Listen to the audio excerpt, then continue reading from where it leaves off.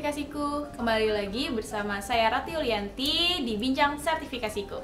Hari ini saya dan tim Sertifikasiku telah kedatangan tamu spesial, yaitu Mas Doni Aristio. Apa kabar nih Mas? Kita tos dulu. Halo, baik. Ya, kenapa kita tosnya kayak tadi? Karena kita kan lagi menjaga jarak nih ya Mas ya. Karena kan lagi di masa pandemi, tetapi kita mencoba juga untuk tetap produktif gitu. Dan for your information, sobat sertifikasiku, Mas Doni ini merupakan seorang equity sales, benar nih Mas ya? Dan kerjanya atau pengalaman di dunia equity sales ini sudah 6 tahun kurang lebih ya Mas? Ya, kurang lebih ada 6 tahun sih. Sampai Gitu. sekarang. Nah, sekarang lagi sibuk apa nih Mas? Bisa diceritain mungkin ke sobat sertifikasiku. Kalau saat ini sih karena sekarang beda ya. Tahun ini beda dari tahun-tahun sebelumnya karena saat ini lagi masa pandemi. Benar. Jadi sebenarnya kesibukannya tetap sama. Yaitu ya masih trading juga, masih kerja juga, tapi bedanya nggak di kantor. Bedanya di rumah. trading di rumah. Sama paling nambah satu lagi kesibukannya ngurus anak paling. Wih, seru pasti ya. Makin ada waktu juga banyak buat Iya, benar, anak sama gitu. keluarga. Boleh diceritain nggak nih Mas Doni tentang awalnya kok bisa Mas Doni itu terjun ke bidang equity sales? Apakah mungkin memang backgroundnya sudah seperti itu waktu masa perkuliahan atau memang sudah menjadi cita-cita dulu waktu kecil ditanya mau jadi apa nih Doni gitu, mau jadi equity sales Bu gitu? Kalau waktu kecil jadi YouTuber kali ya. Oh jadi YouTuber, udah gaul juga. Kalau sempet sih belum ada pandangan untuk jadi equity sales sih pas waktu kecil karena ya belum tahu equity sales itu apa. Tapi memang waktu kuliah berhubung jurusannya sama di analis efek, jadi ya saya mencoba untuk jadi equity sales gitu. Oke, kan nih Mas Doni kan sudah berkecimpung selama 6 tahun di dunia equity sales. Nah, setelah Mas Doni terjun langsung, bagaimana pandangan Mas Doni terhadap profesi tersebut? Selama 6 tahun ini saya berkecimpung di equity sales, pandangan saya sih sebenarnya ini profesi yang sangat bagus ya, karena yang tadi seperti yang Mbak Rati sampaikan, ini masih banyak orang yang belum tahu gitu. Padahal potensinya besar sekali. Jadi di lain kita bisa mempunyai ilmu tentang investasi, kita juga bisa sambil kerja gitu. Jadi ya kita dapat double gitu. Kita dapat tentang ilmu investasinya, kita dapat penghasilan dari pekerjaan itu gitu. Oke, berarti di zaman waktu itu, waktu Mas Doni melangkah untuk terjun pertama kali ke equity sales, mungkin karena peluangnya tinggi, jadi mungkin bisa prospek bagus ke depannya gitu ya. Oke, nah profesi equity sales itu sendiri job list-nya tuh ngapain aja sih Mas? Kalau job description untuk equity sales itu sebenarnya banyak banget ya. Tapi sebenarnya kalau kita bisa jalanin ya, kita nyaman dengan jalanin itu enak banget. Jadi gini, di equity sales itu kita diwajibkan untuk melaksanakan instruksi dari nasabah, instruksi beli atau jual saham. Jadi selain instruksi jual dan beli saham, kita juga harus bisa memberikan output terhadap analisa saham yang kita keluarkan untuk nasabah gitu. Jadi kita juga bisa merekomendasikan saham apa yang bagus untuk nasabah. Kita juga bisa memberikan informasi tentang analisa terhadap nasabah gitu. Jadi macam-macam sih. Jadi kalau misalkan di equity sales itu sebenarnya juga gabungan dari research juga. Jadi kita harus tahu juga tentang saham apa yang baik untuk direkomendasikan ke nasabah gitu. Nah, ketika melakukan rekomendasi untuk buy atau sell pun juga ke nasabah kita, itu kesulitan nggak Mas Doni awalnya? Awalnya sebenarnya kesulitan karena ya kita berhadapan dengan orang langsung gitu, yang mana kepercayaan, takut salah nih, kepercayaan gitu. nasabah dipertaruhkan gitu kan. Jadi ketika kita memberikan rekomendasi beli untuk suatu saham, terus sahamnya tiba-tiba turun, kan pasti ada rasa ketakutan ya, nggak enak juga sama nasabah. Tapi apapun itu rekomendasinya, kita cantumkan di situ disclaimer on. Jadi tetap nasabah yang mengambil keputusan. Jadi tidak ada paksaan dari kita sebagai equity sales untuk menyuruh atau mewajibkan nasabah beli atau jual. Itu semua kembali lagi ke nasabah. Kita cuma rekomendasikan gitu. Oke. Ketika melakukan pekerjaan nih Mas, kan sekarang zamannya sudah canggih banget nih. Mungkin ada disruption teknologi. Nah, mungkin profesi equity sales sendiri itu akan kena disruption dari teknologi itu sendiri nggak sih Mas? Kalau perkembangan zaman ya, iya sih kita rasain ya. Iya. Dari tahun ke tahun itu perkembangan dari teknologi itu besar sekali. Terutama yang sangat besar kita rasakan, contohnya kayak di pintu tol ya, sekarang udah nggak ada yang namanya orang jaga, udah pakai uang elektronik ya. Juga, kan. Jadi kalau untuk equity sales sebenarnya sudah ada untuk yang bisa transaksi secara otomatis, auto order gitu kan, bisa buy otomatis, sell otomatis. Tapi tetap di situ harus ada human touch dari si equity sendiri ke nasabah, karena nasabah dalam mengambil keputusan untuk jual beli itu butuh saran dari si equity sales gitu, bukan hanya untuk transaksi aja ya. Jadi menurut saya sih kalau kedepannya menurut saya nggak akan tergantikan peran equity sales, karena masih prospek bagus nih ya. Iya, karena si nasabah masih butuh opsi lain dari keputusan yang harus diambil si nasabah. Karena mungkin kalau robot pun juga nggak akan bisa ngasih feedback via suara mungkin ya. Betul. Dan sekarang kan sudah lama nih Mas Doni berkecimpung sebagai equity sales ya. Menurut Mas Doni ini seberapa penting sih peran profesi itu sendiri bagi beberapa korporasi maupun emiten? Seberapa penting peran equity sales? Sangat penting ya. Apalagi untuk emiten. Tentu dengan adanya kita sebagai equity sales, kita mengajak para masyarakat untuk lebih peka terhadap dunia investasi. Jadi sekarang zamannya udah berubah ya, dimana orang ketika menabung ya maunya di bank gitu kan, deposito. Mereka kurang sekali dengan pengetahuan investasi saham. Belum melek juga ya. Ya, jadi peran kita sebagai equity sales yaitu untuk mengedukasi masyarakat juga, karena semakin lama tahun-tahun berikutnya harga uang itu akan tidak bernilai ya, tergerus inflasi yang seperti kita tahu ya. Jadi dengan adanya inflasi kita investasi di saham itu uang kita akan terjaga, malah bertumbuh gitu. Jadi ikut membantu masyarakat juga untuk mengenal investasi gitu. Untuk mengedukasi ya, apalagi yang kita tahu mungkin warga Indonesia sendiri masih takut nih gitu akan investasi, karena biasanya mereka taunya investasi itu bodong gitu kan ya Mas. Jadi juga kita memberikan pemahaman ya kepada masyarakat untuk investasi yang aman itu seperti apa, saham-saham pilihan yang bagus, saham-saham pilihan yang mempunyai kinerja keuangan yang baik itu kita bisa pilihkan gitu untuk nasabah. Oke, berarti akan diberikan masukan dan rekomendasi yang tepat juga, karena seorang equity sales pun juga mungkin punya kredibilitas sendiri ya Mas ya, untuk nggak asal aja nih, karena juga bangun kepercayaan nasabah. Karena ya di dunia investasi ya yang kita kenal, yang kita tahu juga, kepercayaan menjadi nomor satu ya bagi masyarakat atau khususnya bagi nasabah. Ketika nasabah udah nggak percaya terhadap satu instrumen investasi atau masyarakat udah nggak percaya terhadap equity sales yang melayaninya, jadi ya masyarakat akan kapok gitu kan. Jadi itu yang kita jaga gitu, kepercayaan terhadap nasabah. Nah, setelah berdasarkan pengalaman Mas Doni sendiri ini, ada manfaat atau benefit yang dirasakan tidak setelah berprofesi sebagai equity sales ini? Manfaatnya banyak banget ya. Khusus pribadi untuk saya sendiri, ketika saya memutuskan untuk menjadi equity sales selama 6 tahun ini, saya merasakan banyak sekali manfaat. Pertama, yang tadi saya bilang, kita bukan hanya tahu tentang apa yang jadi pekerjaan kita, tapi kita juga tahu tentang dunia investasi saat ini. Kita tahu perekonomian saat ini, kita tahu tentang perusahaan-perusahaan yang memang sebenarnya baik, sebenarnya bagus, dan kita bisa mempunyai peluang di sana untuk berinvestasi. Jadi peluang manfaatnya sangat banyak kalau saya pribadi gitu. Oke, ilmunya juga dapat banyak yang diserap banyak banget bekerja ya Mas ya. Oke, boleh nih kasih tips ke sobat sertifikasiku bagaimana langkah-langkahnya untuk menjadi seorang equity sales nih Mas? Terus ilmu apa aja mungkin yang bisa dipelajarin? Untuk menjadi equity sales, tipsnya pertama buat teman-teman sertifikasiku yang berminat untuk menjadi equity sales, bisa mulai belajar tentang ekonomi. Mungkin beberapa teman-teman yang mungkin belum punya background ekonomi ya, mulai baca-baca tentang berita-berita ekonomi. Banyak kok sumber-sumber yang sekarang lebih gampang kalau kita dapatkan, bukan hanya di koran ya, kita bisa mendapatkan di media-media digital gitu. Jadi mulai baca sedikit-sedikit. Terus selanjutnya perdalam ilmu tersebut dengan mengambil sertifikasi.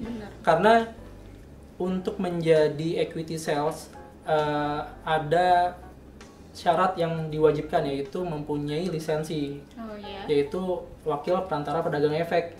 Jadi itu sebagai acuan kita bagaimana masyarakat bisa percaya bahwa ini equity salesnya memang sudah memenuhi syarat gitu kan, tentang dia bagaimana melayani masyarakat tentang transaksi keuangannya. Jadi mulai dicoba baca berita-berita ekonomi dan lanjut ke sertifikasi gitu. Tapi mungkin gak nih Mas, seseorang yang backgroundnya bukan ekonomi gitu, ingin menjadi seorang equity sales, itu bisa nggak ya? Bisa banget. Karena kenyataannya saya beberapa kali ketemu sama teman-teman saya yang seorang equity sales juga di perusahaan yang berbeda. Kita banyak ngobrol, mereka ternyata basicnya rata-rata bukan hanya di ekonomi, bahkan lebih banyak yang di luar itu.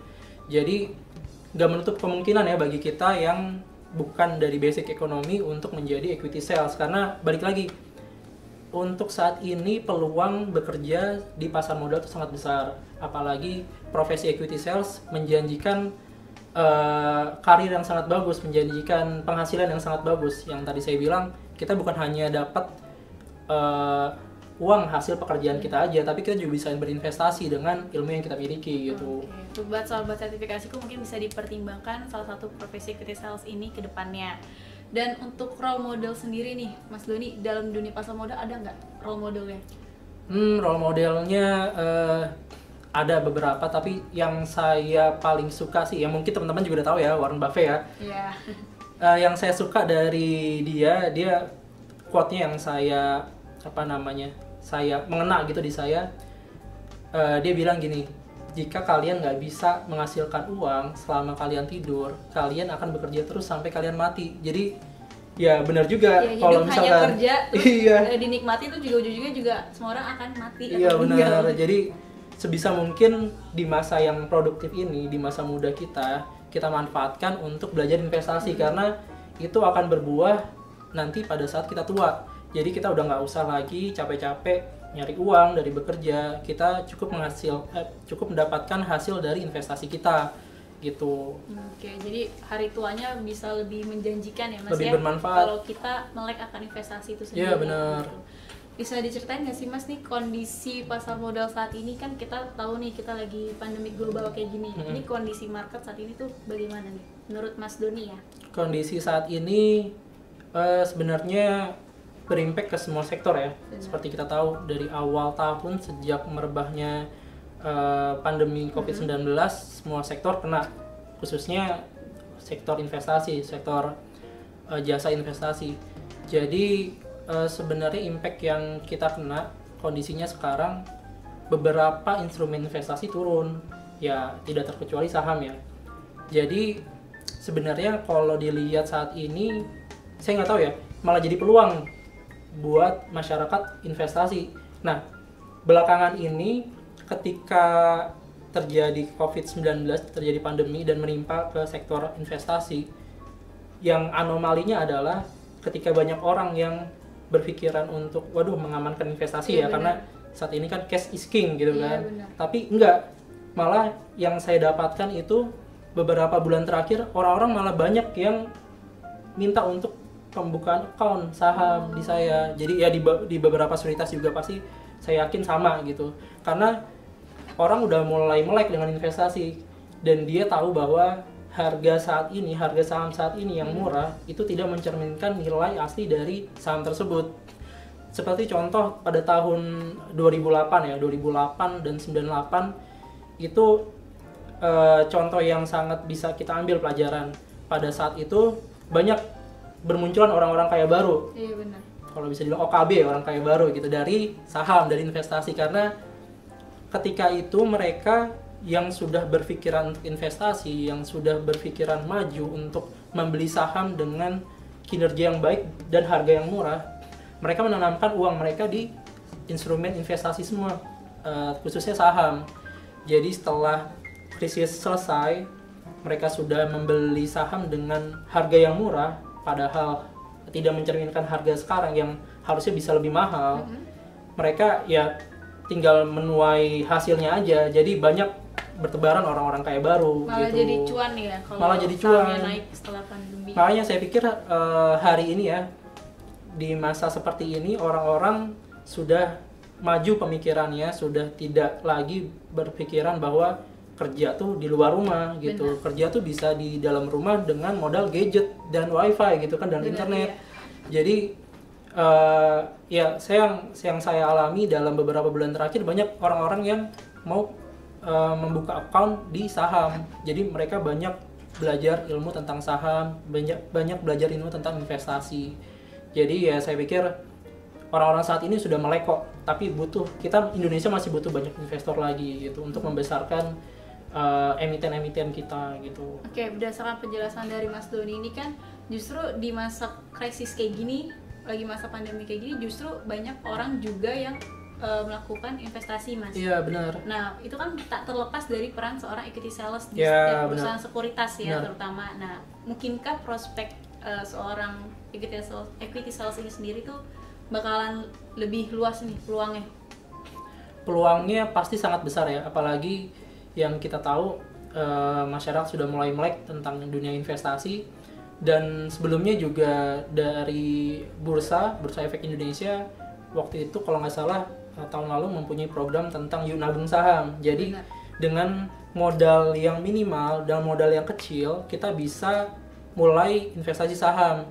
Jadi jangan takut buat teman-teman yang berpikiran bahwa main saham tuh harus dengan modal yang besar gitu kan.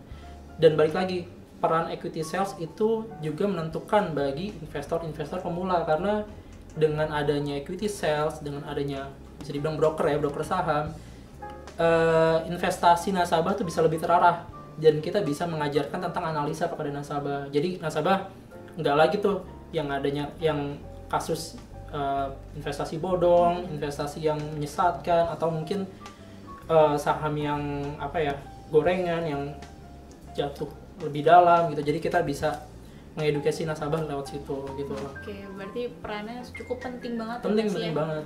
Dan ada nggak nih closing statement buat sobat sertifikasiku mungkin yang ingin menjadi seorang equity sales? Buat teman-teman yang mau jadi equity sales saat ini, pertama teman-teman harus tahu tentang dunia ekonomi ya. Teman-teman harus banyak baca buku, teman-teman harus baca tentang apa sih berita ekonomi yang saat ini lagi hangat-hangatnya gitu.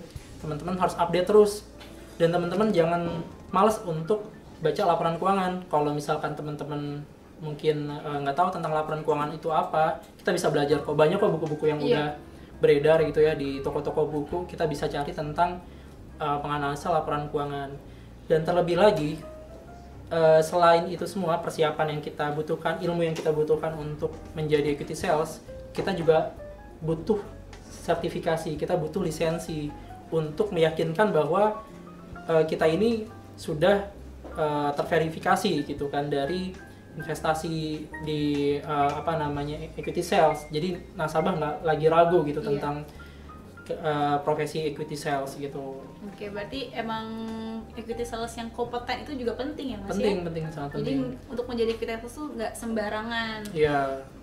Karena kan orang juga yang ingin investasi mungkin butuh kepercayaan dari equity sales yang dia pilih ya. Nah, kepercayaan itu bisa terlihat dari si equity sales mempunyai sertifikasi apa gitu kan untuk menunjang profesinya gitu. Nah, sobat sertifikasiku, tadi kita sudah dengar pemaparan dari Mas Doni tentang seberapa pentingnya berkarir sebagai seorang equity sales ya, Mas ya. Betul. Sangat menarik banget tadi kita bincang-bincangnya.